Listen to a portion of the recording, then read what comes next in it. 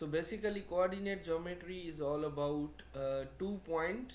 Let's suppose I have taken one point here. It has coordinates 3 comma 4, and I have taken another point here, point B.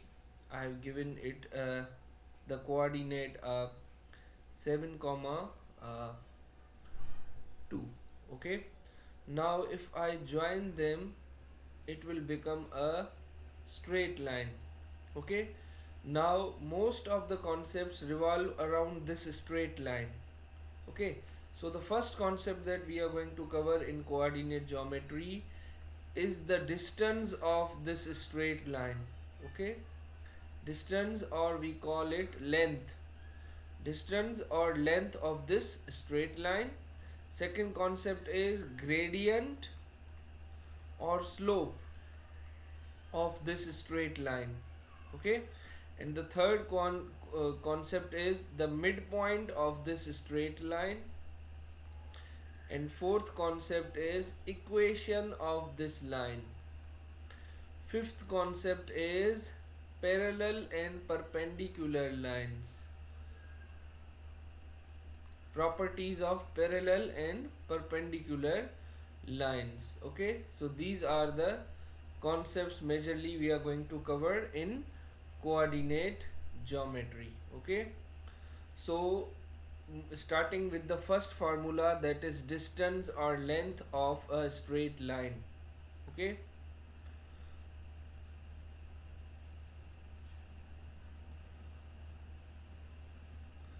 so for finding the distance or length of any straight line, you need a formula, that is AB is equal to under root, you can take y2 first, y2 minus y1 square plus x2 minus x1 whole square, and this whole is in a root. Okay, now what is y1, x1, x2, y2? These are actually these coordinates. You have to name this as x1, this y1, this is x2, and this is y2. Okay, now you need to put these in this formula. Do you have a calculator? I need the answer right now. Put these values in the formula. Okay, and tell me what is the value of this distance. Yes, sir. 1 minute. Is 2 under root 5 or 4.47? Okay, y2 is 2, y1 is 4 whole square plus x2 is 7, x1 is 3 whole square. Let's take their root. 2 minus 4 is minus 2 square, 7 minus 3 is 4 square. So 4 plus 16, it will become under root 20. And under root 20, what will be the answer? 5 point something, right? 4 point something. Okay, 4.47. 4.47. Okay, this is the distance of AB. Now manipulation of this question. This question can be manipulated as well. Let's suppose you are given a distance of AB as 5 units. Okay, the point A is 3 comma y, and the point B is 4 comma 3. You have to find the value of y now, and you are given the distance AB. Now again, first of all, you need to write down the formula. AB is equal to, you can take x2 minus x1 first and y2 minus y1 first, it doesn't matter. Okay, here we have written y2 minus y1 and x2 minus x1 after this, but here we have written it before that. So you can because there is addition here, so you can keep either here. So put the values now. The value of AB is 5. We'll put 5 here, and we are naming it x1, y1, x2, y2. Okay, let's put these values as well. X2 is 4, x1 is 3, y2 is 3, and y1 is y. Okay, now what we are supposed to do, this y is in the root, so what we have to do to remove this radical sign? Give Sir, other side to. square Square both root, sides. squaring both sides. Okay, squaring both sides, we have to square both sides. So this 5 will become 25 when we'll square it, and if we'll square this bracket, it will become, it will be cancelled in the radical. Okay, so it will be 4 minus 3 is 1 square plus 3 minus y whole square. Now 1 square is 1 plus 1, it will become minus here and we'll get this thing 3 minus y whole square. Okay, now we have to remove this square. What we are supposed to do? Now we have to give square root to both sides. Okay, because we need to remove this square because this is 3 minus y. So this 2 will be cancelled here. And what is the square root of 24?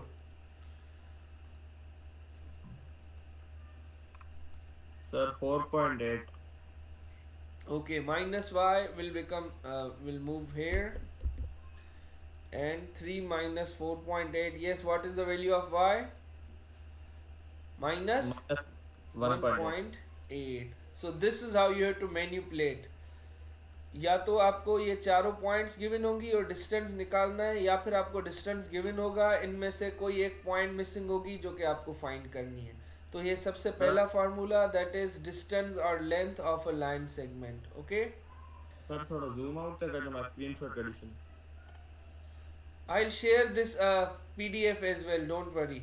Okay, okay. I'll share this PDF at the end of class.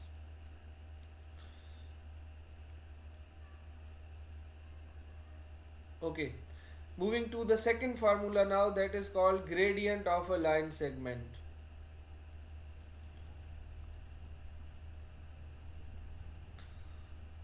Now what is gradient? Actually, whenever the line is moving in any direction, there is a certain change in x and y. Okay, this line here, it is horizontal. I am changing it, there is a change in x and y as well. यहाँ पर x let suppose है 7, अब यहाँ पे आ रहा है 6, 5, 4, x का value change हो रहा है और यहाँ पे x 0 हो रहा है. इसी तरह y का वैल्यू भी चेंज हो रहा है, यहाँ पे y 0 है, y 1, 2, 3, 4. तो x और y में जो चेंज आती है किसी भी लाइन के डायरेक्शन में, उस चेंज को हम कहते हैं उसका ग्रेडियंट या स्लोप. तो किसी भी लाइन का ग्रेडियंट या स्लोप फाइंड करना हो तो उसका फार्मूला क्या है? m is equal to y2 minus y1 upon x2 minus x1. y2 minus y1 means change in y. y में कितना चेंज आ रहा है, और x2 minus x1 means change in x. Okay, and gradient is denoted by m. So again for this we need two coordinates. Let's suppose one is minus 2 comma 5. The b coordinate is 3 comma minus 4. We need to find the gradient of this line AB. So the gradient of AB will be y2 minus y1. Let's name this as x1 y1, x2 y2. So first we'll keep y2, that is minus 4 minus 5 over 3 minus minus 2. Here you need to take care because one minus is with the formula and one minus is with this number. So minus into minus, it will become plus. So it is minus 9 over minus into minus plus 3 plus 2, 5. So this is the gradient, or this is in improper fraction. You can convert it into mixed fraction, minus 1 whole 4 upon 5. Ahmad cricket the. Okay, so this is how we find the gradient. Now again the manipulation of this question. Let's suppose you are given the gradient of PQ is minus 3 upon 4. The coordinate of P is 3 comma minus 1. The coordinate of Q is x comma 4. Now you have to tell what is the value of x here. Okay, now again we'll use the same formula of gradient. M is equal to y2 minus y1, x2 minus x1. Let's put the values. This is x2 y2, this is x1 y1. The gradient is given here, that is minus 3 upon 4. So I am writing minus 3 upon 4 here. y2 is 4, y1 is minus 1, x2 is x, and x1 is 3. I'll just simplify them and cross multiply them. Minus 3 upon 4 will remain same. Minus into minus plus 4 plus 1, it will become 5. Now I'll cross multiply them. This is minus 3 and x minus 3 will come here and 4 will go here. 4 5s are 20. So we'll multiply them. Minus 3x plus 9 is equal to 20. minus 3x plus 9 will become subtracted from 20, so it will be 11.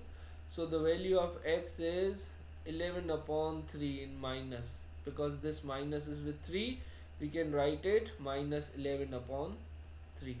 So if you are given the gradient, then one of the coordinate might be missing. So again, in every formula this manipulation will be there.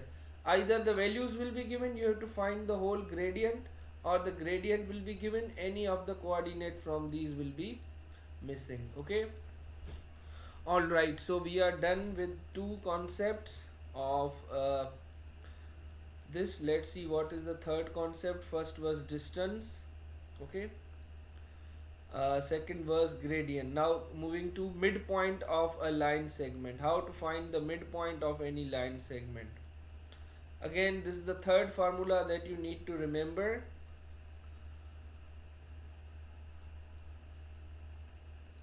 Okay, midpoint is, the formula for midpoint is x1 plus x2 over 2 comma y1 plus y2 upon 2. You have to remember these formulas actually. Okay, again the one value of a is minus 5 comma 3, the value of b is 7 comma minus 1. So you have to find the midpoint of this line, minus 5 comma 3 and 7 comma minus 1. Let's find out. The midpoint of AB is equal to, let's name them x1, y1, x2, y2. So x1 plus x2 means minus 5 plus 7 upon 2 comma y1 plus y2. y1 is 3 plus minus 1 upon 2. So it will become minus 5 and 7, it will become 2. So 2 upon 2, and 3 minus 1, it will be again 2 upon 2. So it will be 1 comma 1 is the midpoint of this line. The A is minus 5 and 3, this is A, and B is 7 and minus 1. So if this is the line, its midpoint will be here, that will be 1 comma 1. Okay, so this is the concept of midpoint. Again, the manipulation in this topic, let's suppose you are given the value of A is PQ. Okay, let's suppose P is x comma 10 and Q is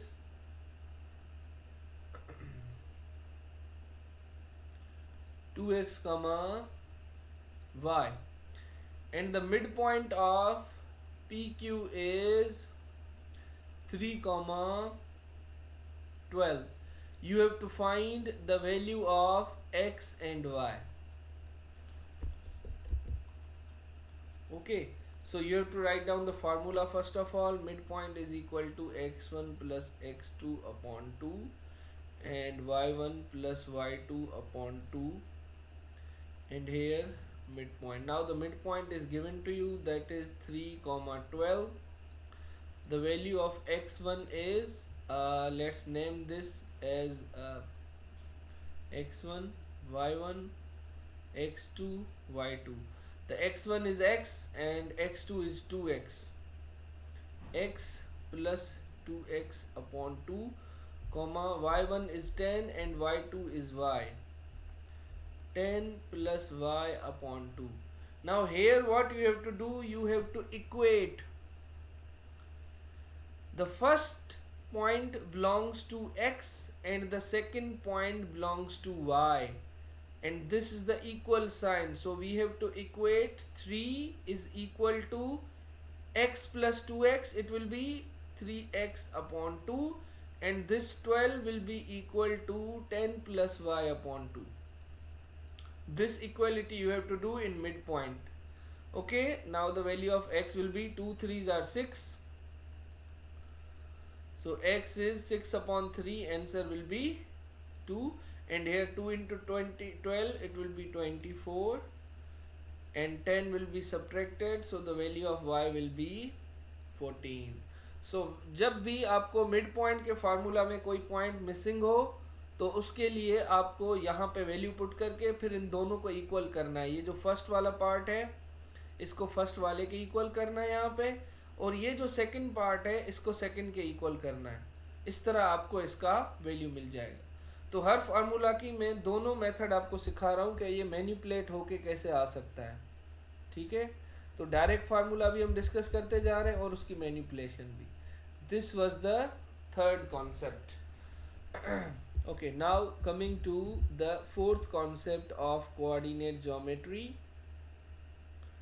that is equation of a straight line.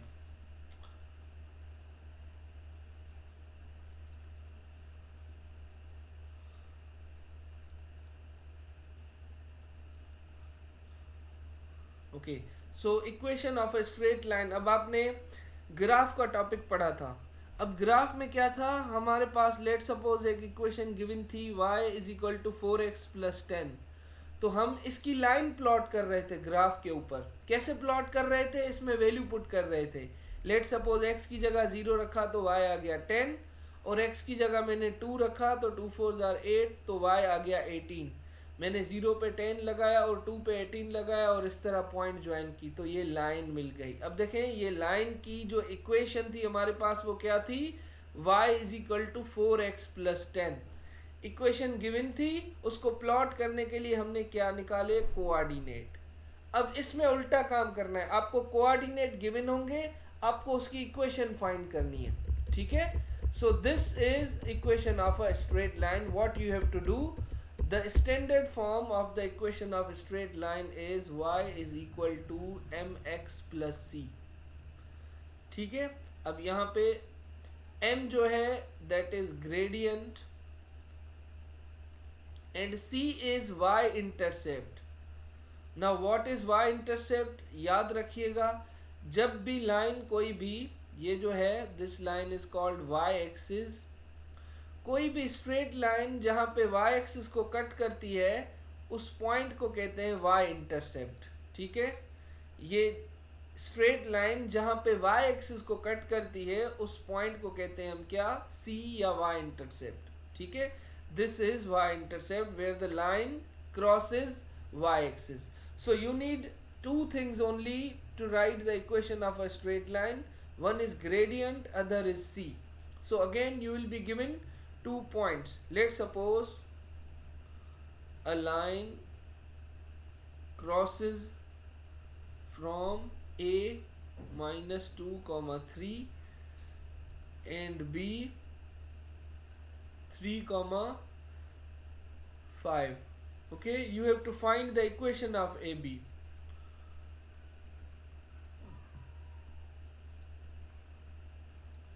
Okay, so what we need to do, we have these two coordinates, the a is minus 2 comma 3 and the b is 3 comma 5, and this is the equation of a straight line.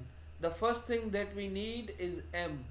M means gradient, and we know the formula of gradient, m is equal to y2 minus y1 upon x2 minus x1। तो सबसे पहला जो काम करना है वो क्या करना है, हमें gradient find करना है। Put the values, I am taking 5 as y2 and 3 as y1 upon 3 as x2 and minus 2 as x1. Okay, so 5 minus 3 is 2 and 3 plus 2 is 5.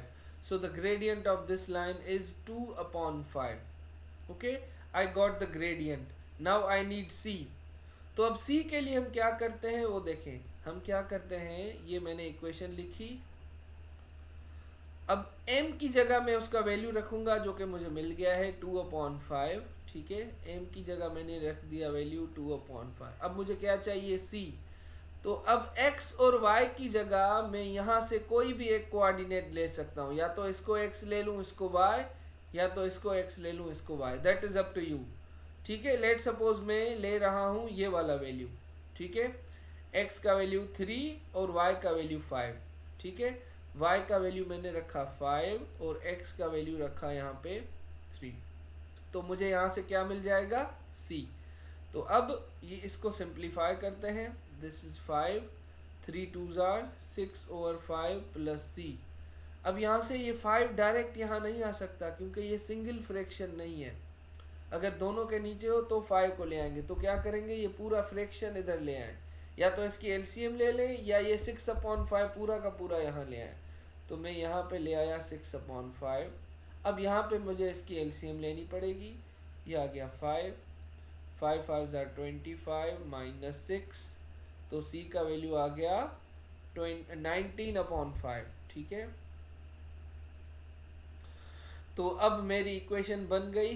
क्या है equation, y is equal to m x plus c, जिसमें मैं m की जगह क्या रखूंगा 2/5 और c की जगह क्या रखूंगा 19/5।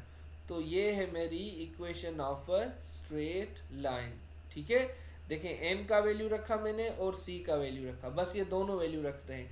y और x इस लाइन में होता ही होता है, इट इज बिल्ट इन। आपको सिर्फ m और c निकालना है। m कैसे निकलेगा, ग्रेडियंट से। जब m आ जाएगा तो m की जगह m रखें वैल्यू, और x y की जगह यहाँ से आप कोई भी पॉइंट ले सकते हैं। ठीक है, एक और एग्जांपल इसका देखते हैं हम। ओके सर वो तो ये जेकी वैल्यूज है ना, जी ये इनन माई खाने होता है जी जी x1 जी, y1। बिल्कुल बिल्कुल बिल्कुल। You will be given 2 coordinate, you can take any of them. Okay, either take A और टेक बी। ऐसे नहीं कर सकते कि x आपने यहाँ से लिया और y यहाँ से लिया, नो, आपको पूरा कोऑर्डिनेट लेना है, या तो आप a लें या तो b लें। ठीक है, एक और है हमारे पास question. Okay sir. 5 is p is -5, 0 and q is 3, 4. Okay, and I have to find the equation of this line PQ. So this is the standard form. What is the first thing that I need to do is to find gradient, that is y2 is 4, y1 is 0, x2 is 3, x1 is -5. So my gradient will be 4 upon minus into minus plus, 5 plus 3 is 8. So the gradient is 1/2. Okay, this was x1, y1, x2, y2, y2 minus y1, x2 minus x1. So now I have to put the value of gradient instead of m यहाँ पे। ठीक है, और x और y की जगह अब मैं यहाँ से ले सकता हूँ वैल्यू। लेट सपोज मैं ले रहा हूँ 3 और 4 x और y की जगह, या -5 और 0, whatever I can take. ठीक है, मैं ले रहा हूँ 3 और 4 तो x की जगह में रख, या ले रहे हैं -5 और 0, तो x की जगह हम रख रहे हैं -5 और y की जगह रख रहे हैं 0। ठीक है, तो ये आ गया, और प्लस यहाँ पे आ गया c, ये है m, y की जगह 0 और x की जगह -5, तो क्या हो जाएगा -5/2 plus c is equal to 0। अब ये -5/2 पूरा का पूरा यहाँ आ जाएगा, तो ये क्या हो जाएगा +5/2। ये आ गया आपका c का वैल्यू। तो आपकी इक्वेशन क्या बन जाएगी, y is equal to 1/2x plus 5/2। ठीक है, so this is how you have to find the equation of a straight line. ठीक है, ओके अब आते हैं इक्वेशन से ग्रेडियंट कैसे पता चले। ठीक है, अच्छा यहाँ पे मैं एक इक्वेशन लिख रहा हूँ, हेडिंग देते रहे, फाइंडिंग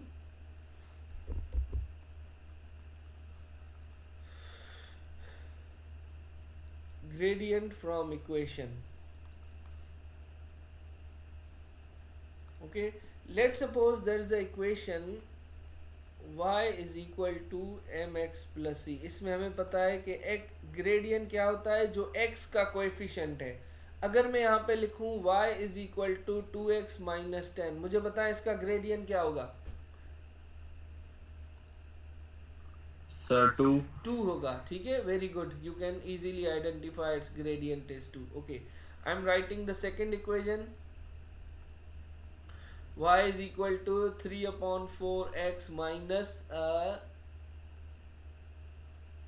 1/4। इसका ग्रेडियंट क्या होगा 3/4। 3/4, बिल्कुल सही। चलें, अब मेरी है थर्ड इक्वेशन, जो कि है y is equal to 10 minus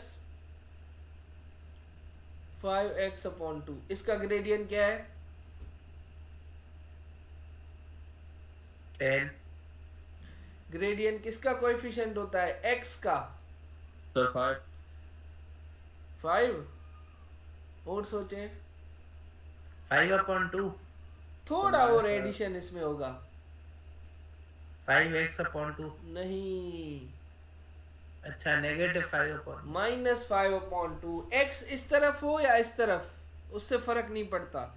फर्क क्या होता है कि एक्स का जो कोएफिशिएंट है वो आपका ग्रेडियंट होगा। ठीक है, ओके। अब मैं इसी तरह पूछ रहा हूं आपसे, फोर्थ इक्वेशन है, ठीक है, y is equal to 3 plus 2 3 plus x/2, इसका ग्रेडियंट क्या है?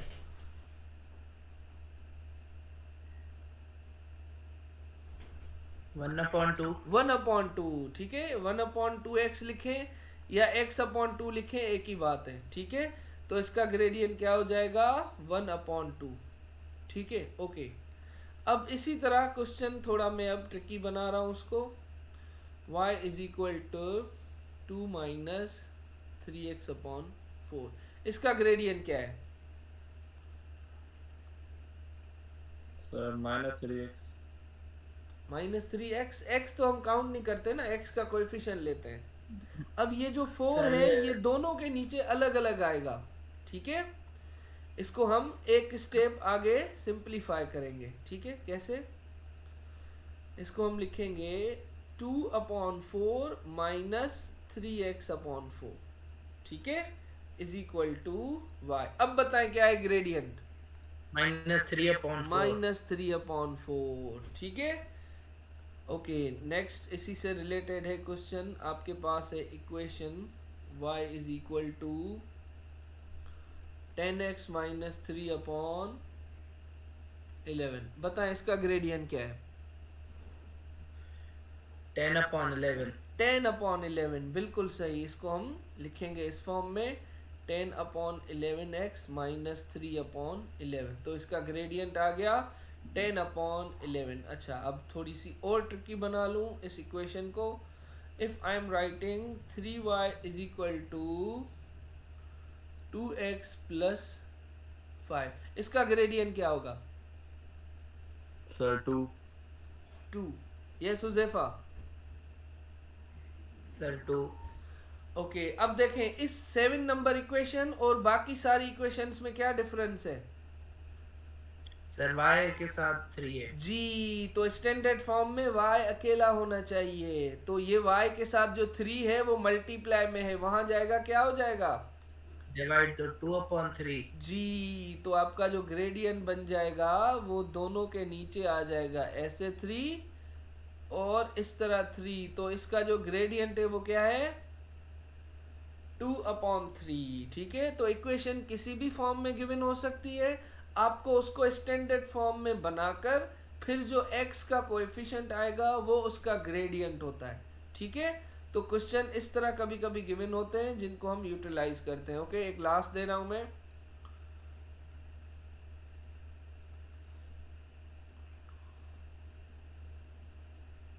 इसका बताएं ग्रेडियंट क्या होगा?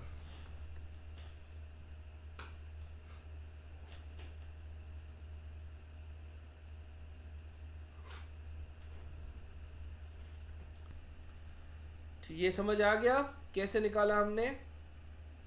ठीक है, -3y इधर गया, 5 यहाँ आ गया और 3 आ गया डिवाइड में, तो इसका ग्रेडियंट बन जाएगा 10/3। Okay, now the heading is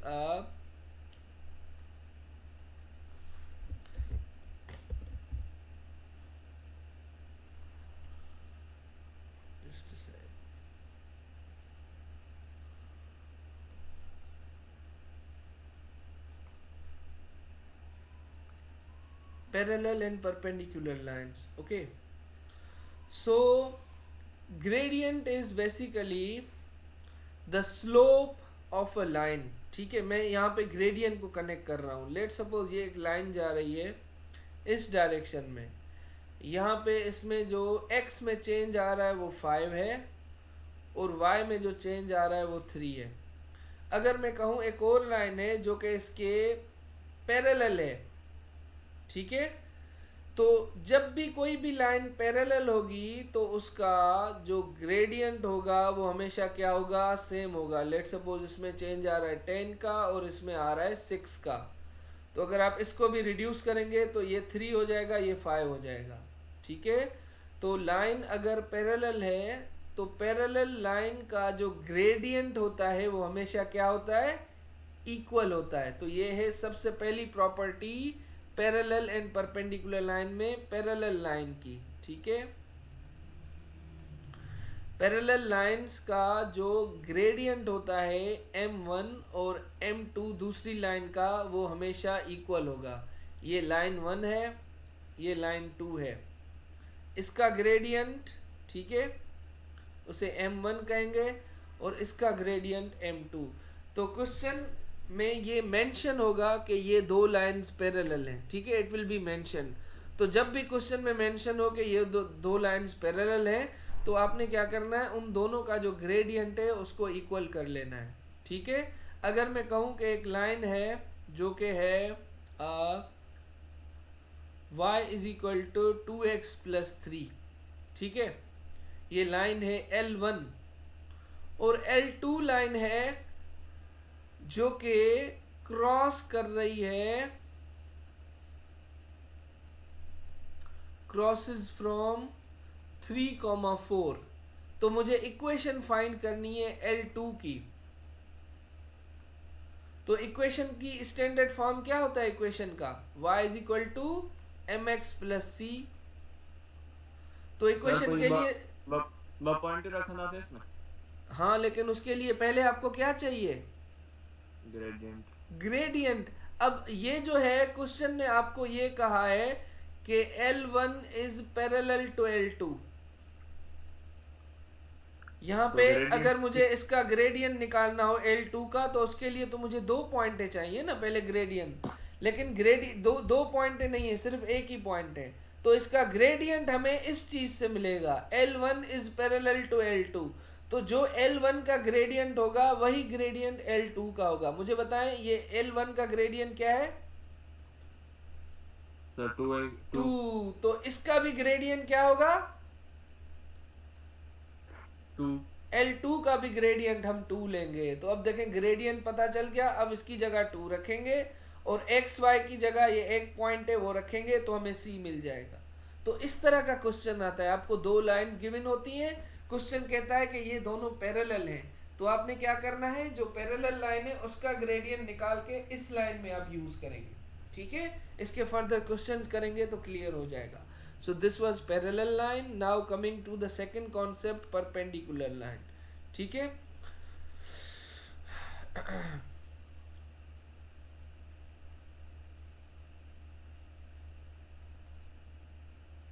okay, perpendicular line के लिए आपके पास लेट सपोज L1 जो है, अच्छा, परपेंडिकुलर लाइन का जो ग्रेडियंट है L1 is y is equal to 3 upon 2x minus 5। ठीक है, तो L2 का ग्रेडियंट क्या होगा। ठीक है, मैं यहाँ पे मेंशन करता हूँ L1 is perpendicular to L2। और परपेंडिकुलर हम शो कैसे करते हैं, ये लाइन अगर L1 है तो L2 जो होगी ना उसके बिल्कुल ऐसे होगी 90 डिग्री पे, इसे कहते हैं परपेंडिकुलर। अगर पैरेलल हो तो ग्रेडियंट सेम होगा, और अगर परपेंडिकुलर हो तो उसका जो ग्रेडियंट होता है वो मल्टीप्लिकेटिव और एडिटिव इनवर्स होता है। कैसे, यहाँ पे अगर L1 का ग्रेडियंट है 3/2, तो L2 का जो ग्रेडियंट है वो क्या हो जाएगा, इसको रेसिप्रोकेट करेंगे, क्या हो जाएगा 3/2 का रेसिप्रोकल 2/3, और उसकी साइन भी चेंज कर देंगे, यहाँ पे प्लस है तो यहाँ पे माइनस हो जाएगी। ठीक है, अब मुझे बताएं अगर लाइन 1 का ग्रेडियंट है -4/5, तो लाइन 2 का क्या होगा सर 5/4, और साइन क्या होगी, प्लस होगी, क्योंकि ये किस में है, माइनस में है। ठीक है, चले लाइन 1 का अगर ग्रेडियंट है -1/2, तो लाइन 2 का क्या होगा, 2 2 होगा। ठीक है, ओके, अगर लाइन 1 का ग्रेडियंट है 10 तो लाइन 2 का क्या होगा? -1/2 -1/10।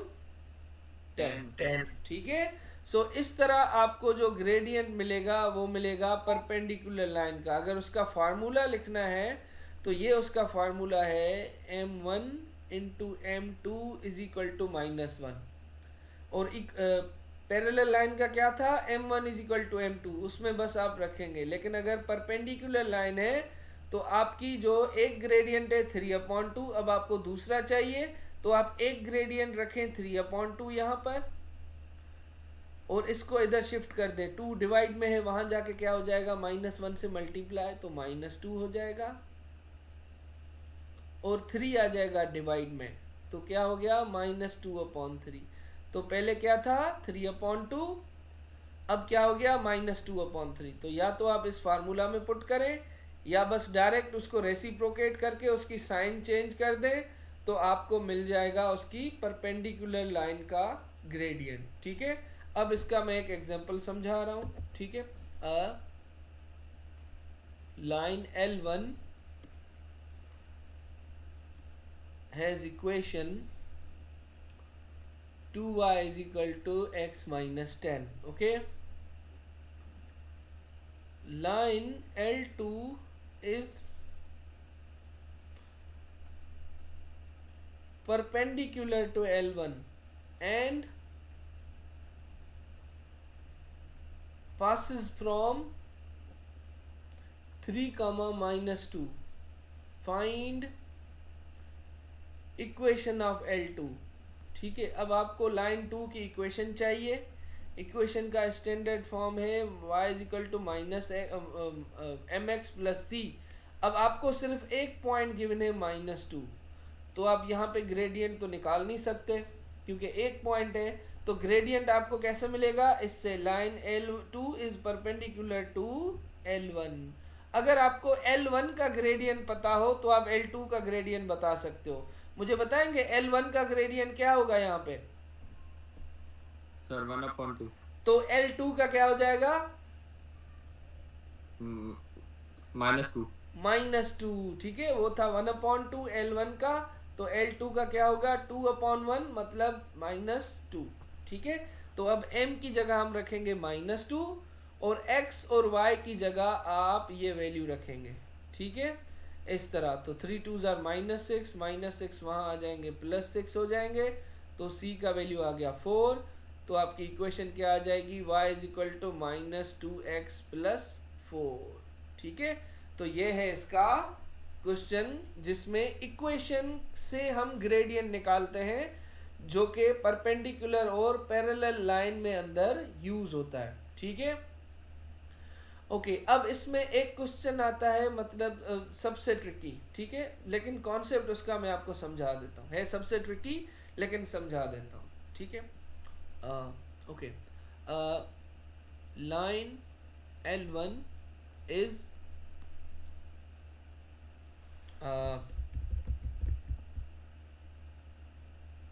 has equation y is equal to 10x minus 3, okay, upon 3, okay. Line L2, अच्छा रुकें इसको थोड़ा सा मैं चेंज कर। ठीक है। यहाँ पे नजर आएगा word bisector. Line L1 passes through these 2 points and L2 is perpendicular bisector of L1। तो ये L1 है और ये L2 है। अब ये इसके परपेंडिकुलर है, लेकिन यहाँ पे एक और वर्ड आपको नजर आएगा बाइसेक्टर। बाय का मतलब क्या है? 2, और सेक्ट का मतलब है पार्ट्स। तो ये जो लाइन 2 है ये लाइन 1 को एग्जैक्टली 2 पार्ट्स में डिवाइड कर रही है। ठीक है। तो अब हमें लाइन 2 की इक्वेशन चाहिए। तो इक्वेशन का स्टैंडर्ड फॉर्म क्या है? y is equal to mx plus c। तो बताएं इसकी इक्वेशन फाइंड करने के लिए हमें क्या चाहिए? सबसे पहले लाइन 2 की इक्वेशन के लिए सबसे पहले क्या चाहिए? Sir gradient. ग्रेडियंट। अब ग्रेडियंट कहां से मिलेगा?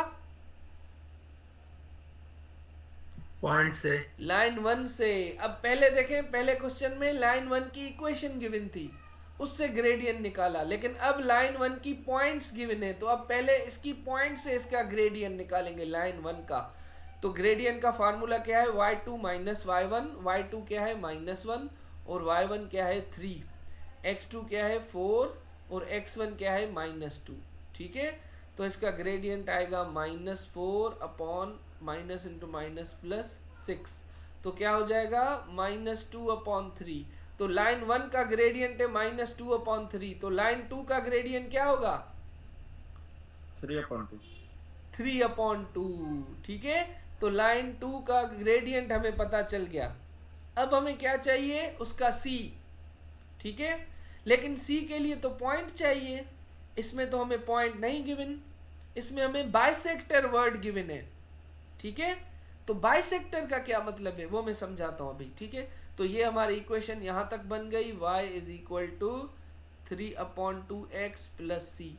अब मुझे x और y चाहिए, जिससे मैं c निकालूंगा। अब ये मुझे मिलेंगी यहां से। बाइसेक्ट का मतलब है कि ये जो लाइन है, ये लाइन 1 को एग्जैक्टली 2 पार्ट्स में डिवाइड कर रही है। तो अगर ये लाइन 1 की एक पॉइंट है -2,3 और ये इसकी दूसरी पॉइंट है 4,-1, तो अगर ये पॉइंट बिल्कुल इसको मिड में डिवाइड करे तो इस पॉइंट को क्या कहेंगे हम? सर 0। नहीं, ये बिल्कुल लाइन 2 इसको बिल्कुल हाफ में डिवाइड कर रही है। तो जब भी कोई लाइन हाफ में डिवाइड हो तो ये जो पॉइंट होगी ये लाइन 1 की क्या कहलाएगी? बाइसेक्टर। नहीं, बाइसेक्टर तो है। ठीक है, एक मिनट मैं आपको ले जाऊं जरा ऊपर।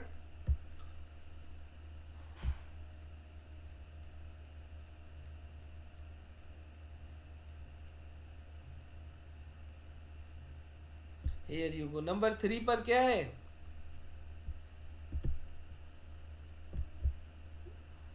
Mid point. Mid point. ठीक है, तो ये जो होगी ये क्या होगी?